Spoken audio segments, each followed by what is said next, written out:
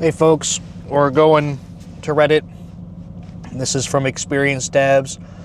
How do you set boundaries with work without hurting your career? And they say, I started my career working crazy hours, not because my job required it, but because I love coding so much that I lost track of time. But I didn't see the cost until later. My work consumed me and my family felt it.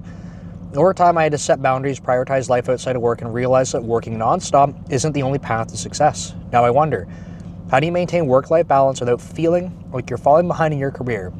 Have you ever had to push back on expectations to protect your time outside of work? So, let me get going here. I think this is a really good topic. This is something that represents my entire life, and so I'm happy to try and speak about it. If you're new to my channel, I share my experiences in software engineering, career, that kind of thing. I don't mean to ever sound like what I'm saying is the way, the only way, the one right way. It's just my take on stuff. And I do try as much as possible to challenge my perspective and acknowledge my bias so that we can, I want to say a conversation. It's not really a conversation. It's me talking at you, but that we can sort of explore together different angles on things. So a friendly reminder before I jump into this topic that if you want questions answered, please leave them below in the comments. If you want something to be kept anonymous, send a message to DevLeader on social media. It's also my main YouTube channel. And a final note that if this is a helpful video for you, I'll remind you at the end if I can remember myself. Please consider sharing it back to experienced devs on this post, on this subreddit. It would help me a lot.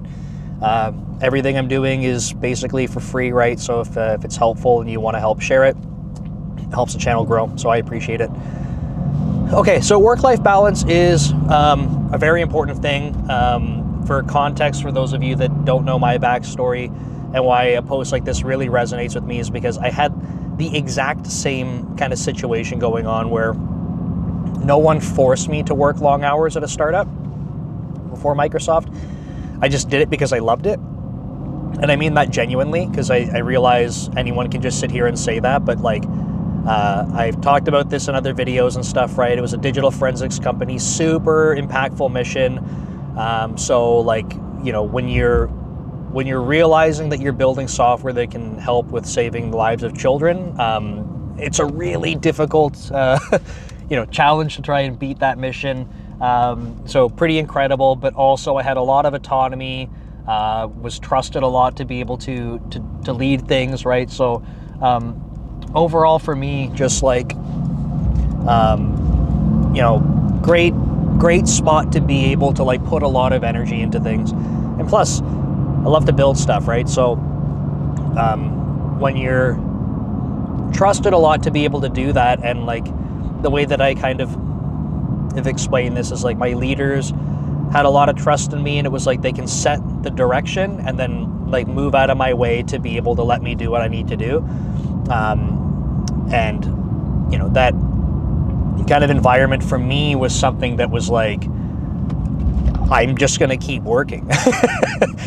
So I would say a great recipe to get to get work out of me. But this when I talk about burnout and stuff, especially more recently, burnout for me looks more stereotypical, where it's basically it's like depression. Whereas burnout for me before going through that startup kind of cycle is very much like what this person was saying. It's not oh, I'm dreading going to work and I have no energy. No, you're waking up early and you're going to work and it's awesome. But what you're not realizing is that you are trading the other parts of your life. If you're like me, I'm not saying everyone's like this.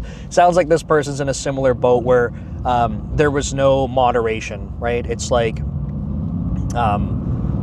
going into this kind of thing and you're work is everything and you make it everything and you're enjoying it, so it doesn't seem like it's a bad thing, right? Why would, if you think about it, it's when people talk about too much time at work and stuff, generally the framing is you're working for the system and everything sucks, you're gonna lose track of your life, and it's just for money, and all these bad things. But when you're like going through it and you're like, hey, I love what I'm doing, it almost like feels like I'm the exception, right? Like, if I love what I'm doing, then nothing bad's going to happen if I spend all my time doing this. It's my career, it's work, right? This is all good stuff. But again, it's a moderation thing, and I think it's just easy to miss. I say that because it was very easy for me to miss. I even had my HR leader telling me this for years. You're going to burn out, you're going to burn out. And I remember saying to her, like, I hear what you're saying, but like, it's different. Like, I love what I'm doing. Like, I'm energized to do this. It's just that burnout was different. It was, I have traded the other parts of my life. Now, when it comes, like, for this person, they're talking about their family felt it. I would say, like I was, for family for me at the time was like my parents. My sister had moved away across the country, so like we're already kind of remote from each other, so it's not like there's a falling out or anything, but you know, we're in touch, and that didn't really change during that time. Like these days, I Skype with my parents and my sister and my niece and nephew every weekend, and we've been doing that for years. But like during that time, it was just like, you know, that part of my family, fine. My parents, like, I'm sure to this day, my mother would always say that she doesn't see me enough, of course. We live across the country now too, so that's challenging, right? But I'm sure during that time, it probably went from like in school, I would visit back home pretty, I don't want to say like regularly, but you know, not like I would avoid going home. It's a couple hours away for me. But certainly during work, it was like, for me to go drive back home and stuff was just, you know, like, that's just extra driving. I could be working. So everything for me was work. I would say the big thing is that my friends, like even some of my closest friends, right, just like, just not making myself available to be present in friendships. And some, like I could tell you, my very best friends, like my best man for my wedding, the individual, like one of my best friends that I was his best man, I could tell you, if I were to call them right now, literally right now, and say, do I make myself present enough in our friendships? I would say no, right? One of them in particular, he's also like pretty absent, which is like, it just works for us, right? We're fine. But I put so much time and effort into work-related things that I miss out on those aspects. So all of this, you know, I'll kind of wrap up my side of it, but all of this to say, like, balancing this stuff is not easy when you're not paying attention to it, right? It's not easy. Now, it's also not easy when you're in a position where you're like, I need to be focused on my career. I want to try and get ahead. I want to start making more of a difference in my career. And like, you know, I have a wife, we don't have children, but like if we did, that's another thing where it's like, that's more time and responsibility that I cannot pull away from. If I needed to have a period of time that was busier at work, I could have a conversation with my wife, right? And in fact, like the project that I'm working on right now for work, coupled with this other sort of, been referring to it like a surprise project over the past few weeks. This is something where I can have a conversation with my wife and explain to her, hey, like, I'm going to be less available, like mentally, emotionally, literally, physically, from a time perspective. But I can have that conversation with her, come to an understanding, we're on the same page. With children, it's not quite so straightforward. They don't understand. They just don't see you present, right? So if we had children, this would be significantly more difficult for me to try and navigate. So I'm trying to, you know, call that out as some, like a bias I have and try to acknowledge a different perspective here. So, to this person's question about like, how do you go about balancing these things? I like going back to, and I've mentioned him a few times, some people enjoy his content, some people hate it because he's an influencer and it's just like influencer garbage. that's not relatable. But I think there was something, regardless of whether you like Alex Hormozy or hate him, there was a, I don't have the exact quote, but there was a conversation he was having, and it really resonated with me, so I like sharing it because it's a good reminder. He talks about having seasonal busyness. And the idea there is like, in order to be able to, like, if we're always looking for steady state, I think that I don't want to call that a mistake, but I think that's kind of misleading, because if you're always looking for things to be perfectly steady, that means as soon as you get a little bit busier, or there's a little bit more, then all of a sudden it's like, oh, that's not good, we have to avoid it, right? Because it's not steady state. I got to get around this bus.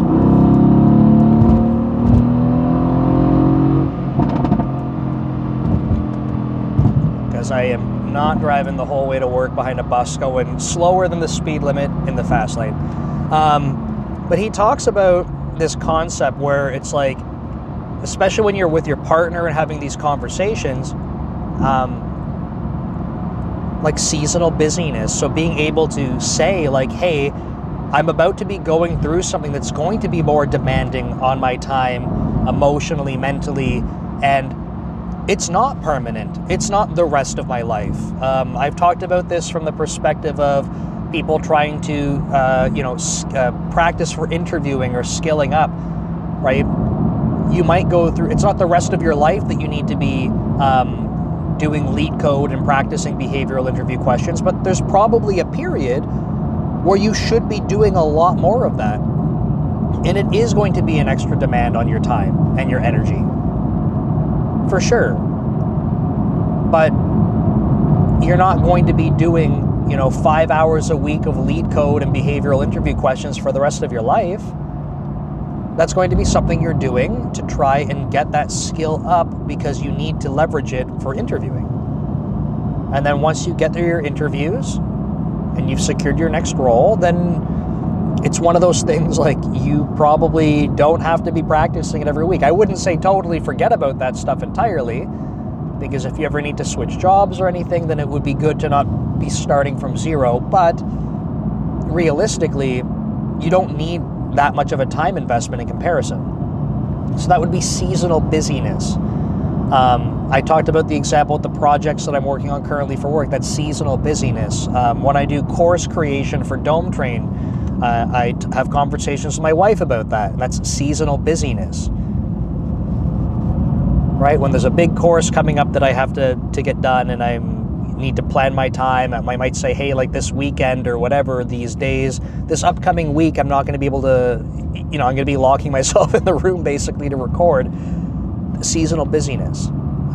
For Brand Ghost, this social media platform for content sharing that I'm building, like we're trying to do like different launches at different times, so like seasonal busyness. The problem ends up being when you have all these seasonal busyness periods that are for different things overlapping or staggered with each other, and you're constantly busy. But at least I think from a burnout perspective, one of the nice things is like having things to do that are important in different areas, to me is less of a sign of burnout, or less of a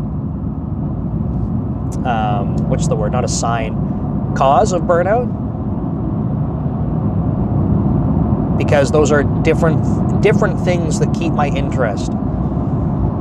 So for this person who's concerned about career advancement, my thought here would be like, hey, like if you're constantly like, I'm behind, I need to do something, and all of your time is spent in this sort of routine of like,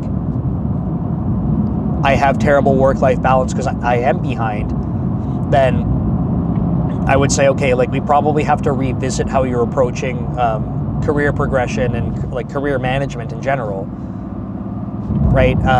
Because there should be a steady state where you're like, okay, I'm doing good at this spot. Now I want to break through a plateau and kind of push to the next level. What do I need to focus on? And then investing the time more heavily into that. If you can sustain, like if you find a good spot where you're like things are balanced in terms of time, right? Effort, and you see the trajectory you're on and that feels good to you, then by all means, like, do what you're doing. But I think for many people, there's like this point where you're like, okay, I've been at this level for a little bit, or I've been at this compensation for a little bit, like, I'd like to kind of get through to the next level. And that might require a seasonal busyness.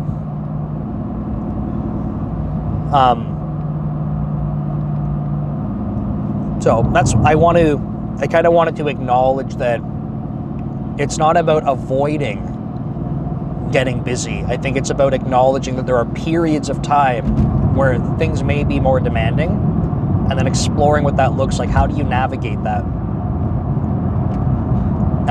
It's not quite the same, but it's similar. When I talk currently about being very burnt out from work, I have to remind myself this is not a permanent thing. It's because of the projects I'm on. There is a deadline for them. There's an end in sight. Like, yeah, it sucks right now. Yes, I have low energy, but like, there's an end in sight. And now I'm in the fast lane with someone going 10 miles an hour under the speed limit. Excellent. This is so dumb.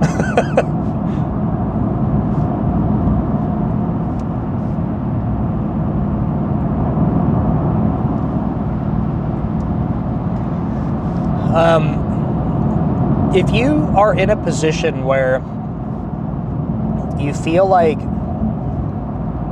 if we kind of turn things around, where it's not self-driven, okay, and you're in a spot where the seasonal busyness is put on you, it kind of changes things around, because I think that this is the thing that leads to burnout a lot quicker. When you're doing it for yourself, pardon me, when you're doing it for yourself and it's like internally motivated, then at least like it's for you, right? You can see like, hey, I'm doing this. I know it's hard. I know it's a lot of effort and time, but like, I am doing it for me. But when someone kind of puts it on you and they're like, hey, you have this project, you need to work harder and longer hours and all this, you're like, okay, well, and then what? Like, what am I getting out of it? It's like, you're just getting more burnt out. So, if you're in a situation like this, though, and this isn't uncommon, right? This is probably one of the more common things that happens, where you're at a place and there's a release deadline, right? And now you and whoever else, you're kind of on this tight schedule, the pressure's mounting, and unfortunately, it seems like, and this is not the case for all places, but it seems like, oh, there's a finish line, don't worry. And then it's like, as soon as you get that delivery done, it's like, oh, by the way, here's the next thing that's going to stress you out and, you know, be all this pressure on you. I would say if you're in a situation like this, when it comes to work-life balance and setting boundaries, like, I think it does come down to setting boundaries. And if you're concerned about this hindering your career, the framing that I would rather put in front of you is like, it might not be obvious, right? But this is my take on it. What's going to hurt your career more is saying yes to all these things and having no boundaries, and then being burnt the hell out, and then not being able to effectively deliver on things. But you said yes? Or do you come up with a strategy for setting more clear boundaries about your ability to participate and deliver on things, and then you nail those? Because I personally think that it's the latter, because you're at least having clear communication, right? If, I'm trying to think of an example because as I'm leading engineering teams, if I had a big delivery coming up and I was like, hey folks, like, we got to do a final push here for this deliverable. I know everyone's been working hard, but like, we're almost there. We just got to close these things out. if I had engineers on my team that are like, look, like I can't put any more time into this, family, whatever, I mean, for me, at least, I would be having conversations with them to say, like, great, like, thanks for letting me know, because at the end of the day, like, I'm not forcing anyone to work more, but at the end of the day, it is my responsibility to get things delivered. So I need to go explore other options. If I can't get that out of my engineers, it's not like you're failing, you're not going to get promoted, or you're a bad employee. No, like, you're setting boundaries, right? Like, I need to know what those are. There are going to be points in time where, like, and this is part of my leadership style, is I try to make sure that relax is not quite the right word, but lenient, I don't know. I try to make sure that things are very balanced for people, that they don't feel like they're overworked. And then that way, if there is a period where I do need more out of people, they're not like, this is what Nick does all the time, right? Like, every week it's something where it's more. No, if I need more, it's because it's an exceptional case. And I find, for me, this strategy works more effectively. Obviously, I'm not everyone's manager. Everyone's going to be different, but I would rather people tell me straight up, I cannot commit to that because of work-life balance situations. I have people with kids, they have to take them to appointments, or they have to get them from school, or they have to be present at home. Good, like, tell me those things, right? Like, then that way we can separate your, sort of the parts that you're responsible for. Like, I have a clear understanding of that. And then, because I still have to figure out how to get stuff done, then I can pull in other people or have other conversations, whatever it needs to be. Because I don't want people to feel like, oh, well, I guess I better neglect my child or something for the week so I can get this stuff done, so my career doesn't fall apart. So for me, it would be much more about having open, honest conversations, and I never look at that kind of stuff like a negative impact to your career kind of thing. But like I said, like, I'm not everyone's manager. Your manager might be different, which would, I mean, be kind of unfortunate. But so we're going to switch lanes. But I do think personally that for some people it might feel like it's a career limiting thing to say, like, you don't have availability. But like, I just would encourage you to ask yourself the question, like, what's more career limiting, right? Trying to make yourself more available than you actually are, and then falling apart, or being honest about it. I do think there's something to be said about, like, and this is not just specifically for work, just in general, like, can we challenge ourselves? Can we stretch a little bit more and see, but not at the cost of of things falling apart, right? It's kind of like the same thing at the gym for me. It's like, hey, like, I know this is what I can do, but can I try a little bit more? Can I go? Can I up the pace a little bit? Can I lift more weight? Can I do an extra rep? Like, yes, it's good to challenge yourself periodically, but periodically, not constantly overdo it. You don't go into the gym every day and try to beat your 1 rep max. If you're a gym person, you know this. You'll find that if you try to do this kind of thing, you'll have a very brief period where you're like, hey, I seem to be getting stronger. And then all of a sudden, it starts going the opposite way. And your 1 rep max actually starts going down. So you don't just go into the gym and constantly try and beat your 1 rep max. It's the same thing with stretching yourself, right? So if you're trying to do more for work, you can't just keep saying more all the time. You have to come back to this point of balance. And what you might be able to do is adjust your capacity over time, where you can deal better with heavier workloads or more stressful times, because you've been through those experiences more. You know how to manage your stress, your time better, all these things. But if you're constantly under stress and that's just life, I would say that's probably not a good spot to be in, right? So Meta points here, I would say, are I think work-life balance is critical. I think that, I totally recognize what this person was saying about being at a startup. I think they said a startup. I can't remember. I'm not reading the post right now, but basically putting all their time into work because they love doing it, can totally resonate with that. And then, I want to acknowledge that I think it's pretty common for people to have this fear of if I'm trying to balance work and life, is that not going to hold me back? And I would say, I think it only holds you back if you're not willing to have busy seasons where they're needed. So whether that's skilling up, whether that's working on a bigger project, whether that's practicing for interviews so you can do your role change to get a better role. Some things will require busy seasons. And if all that you do is avoid those because that's taking you away from equilibrium, like this balance state, then I would say it's probably going to be limiting.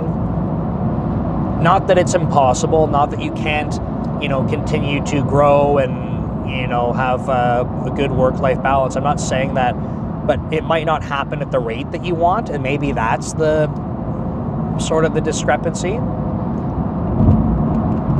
It's also not a guarantee, right? You might go through a busy season to work on a project, and in fact, it's not the thing that helps move the needle. And I'll give you a very good example for myself. I took on this big project that I'm on right now, which is arguably one of the biggest, I would say in terms of scope of impact, one of the biggest projects that I've been put on in my career. And based on the nature of the work, it will actually not help me for promotion, which is hilariously ironic and awkward, but that's just the reality of it. I gotta get ahead of this truck.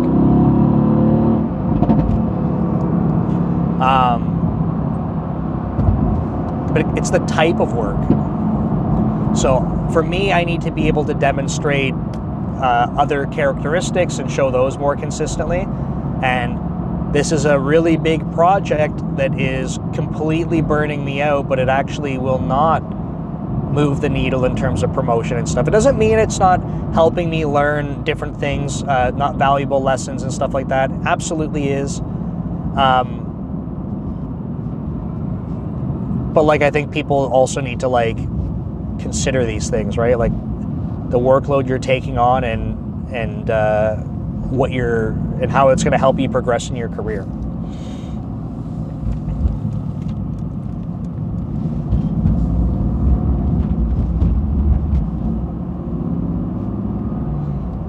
So unfortunately for me in this current situation, when I'm on a project like this that's months long and I'm burnt out and I don't have capacity for anything else, it actually means that I cannot focus on the other aspects of my career that need attention for me to be promoted from sort of leadership's perspective, right? So all of my time and energy is on this critical project.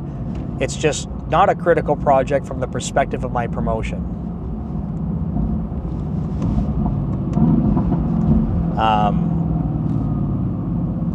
What is going on here?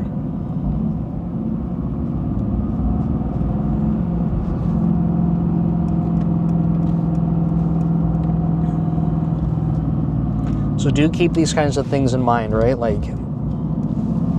When you're considering your work-life balance.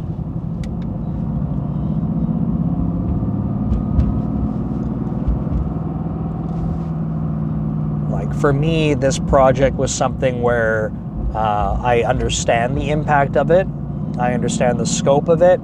I think that I am capable of it. So these are all good things. But I also was making an assumption that this is the type of thing that would be I don't like saying a guarantee for promotion. I never think projects should be a guarantee for promotion, but like very good evidence for it.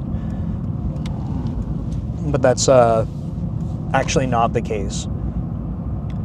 So yeah, kind of puts me in a weird spot because I have to kind of do everything to the max while being burnt out, and then acknowledge none of this actually helps me with a promotion. So anyway, work-life balance, it's hard. It's achievable, busy seasons. Hope that helps. If you thought that was an interesting take and you want to share it back to the subreddit, the post itself was titled, because I'm not going to end up linking it, I don't think, how do you set boundaries with work without hurting your career? So thanks for watching, and I'll see you next time. Take care.